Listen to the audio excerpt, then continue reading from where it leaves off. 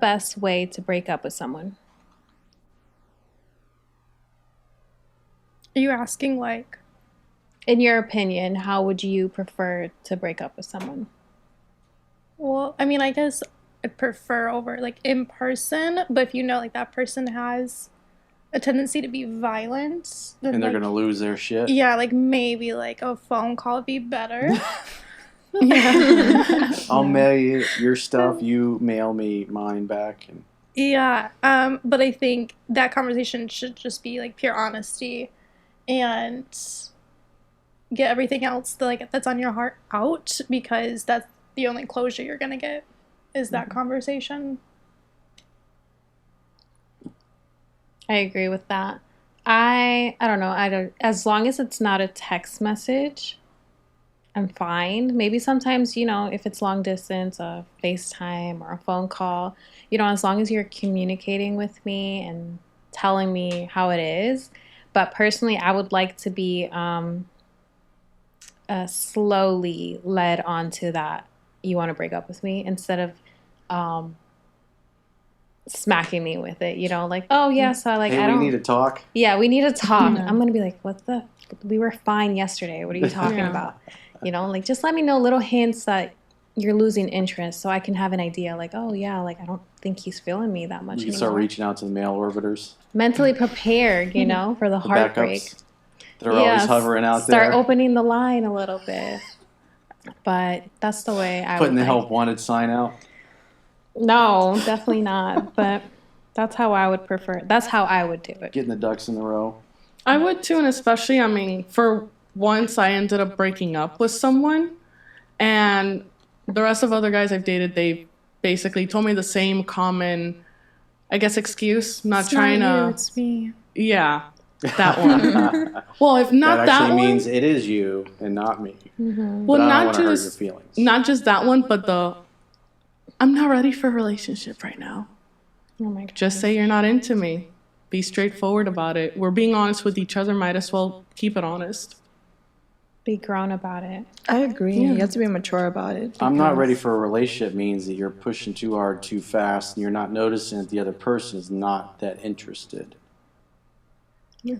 And then they feel, because you got to love in such a way that the other person you love feels free. The Thich Nhat Hanh quote we were talking about yesterday. And so you got to give the other person space and freedom to come and go. And men or women both. When you got somebody that's too needy, that's calling you too much, getting mad at you for not spending enough time right away, you feel like you're losing your freedom. And you want to get the hell out of there. And that's typically what guys start hearing. I need space. There's no chemistry. There's no spark. I need some time to myself. I need to work on myself. I need to get my life together. I hate those excuses, because then you still have like a little bit of hope. You're thinking he's trying to figure things out, and then once he figures it out, he's coming back to you.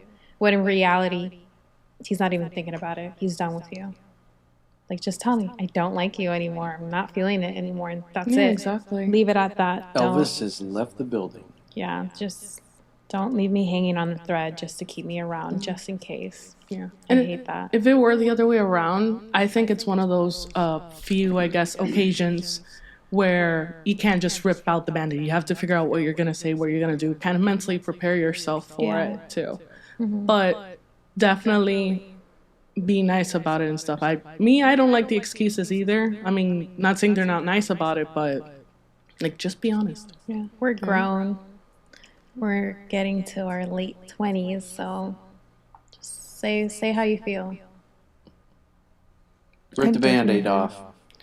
I definitely agree, and if you don't say it on time, I feel like a part of me just wasted so much time with you and energy, which I could have given to someone else, or like focus on myself. I don't know, like I could have done a little more better on that.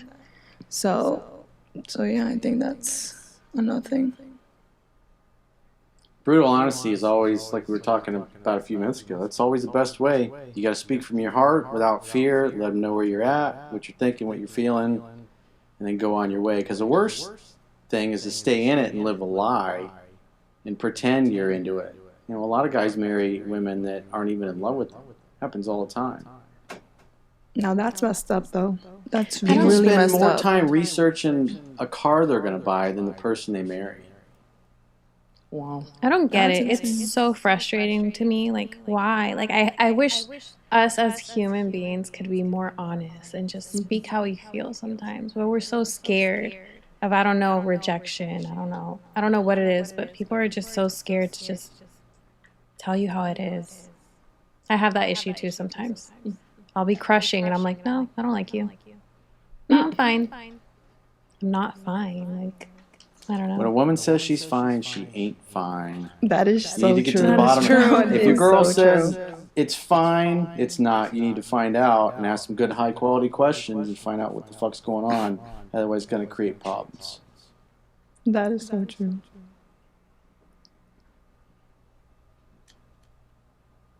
Good? Yeah, I think I did good on that one.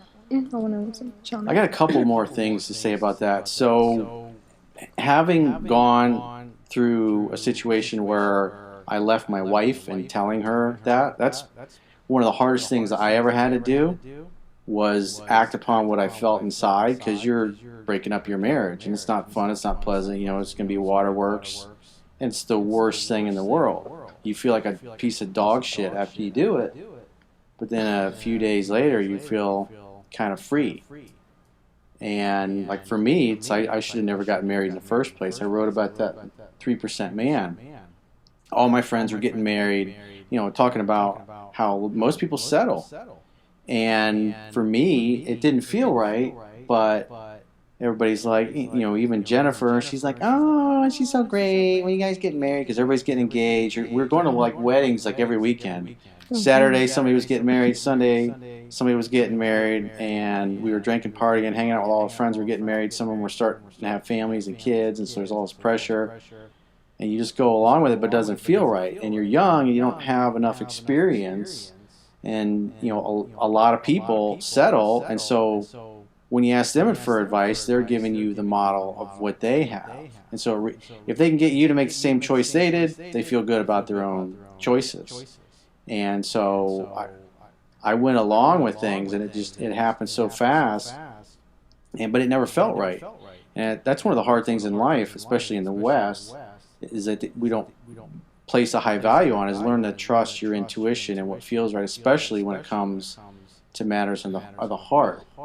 And because otherwise you make tremendous mistakes. But what's interesting, a paradox about that is people, you make their decisions based upon emotions, and then they use logic and reason to justify why they did what they did. And so people get wrapped up in the emotions of the moment, and they don't pay attention to what's coming back from the other person.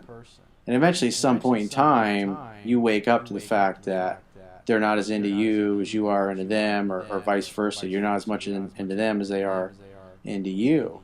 And the longer you've been together for several years, it's just hard. It's like cutting off a body part or something, because you live together, you sleep together, you wake up together, you shower together, you travel. You're like always around each other, and then all of a sudden that person's not there anymore. And it's tough to do that. So, but it's worse to stay in something that doesn't serve you anymore and doesn't serve them. Because a lot of people stay in bad relationships or marriages, we're staying in it for the kids. And yet they sleep in separate bedrooms, or they're not having sex, and it's like a loveless, sexless marriage, and they're kind of nasty to one another.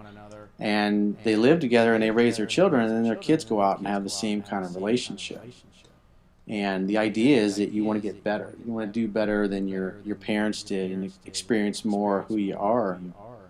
So you got to learn to trust your intuition and be brutally honest where you're at, and you don't want to lead people on,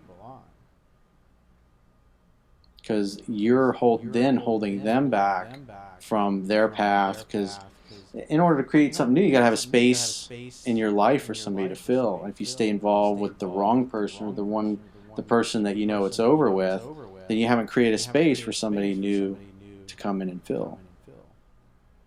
People get really comfortable. Yeah, and life goes by really fast. So the longer you stay in it and settle, the harder it is to leave long term.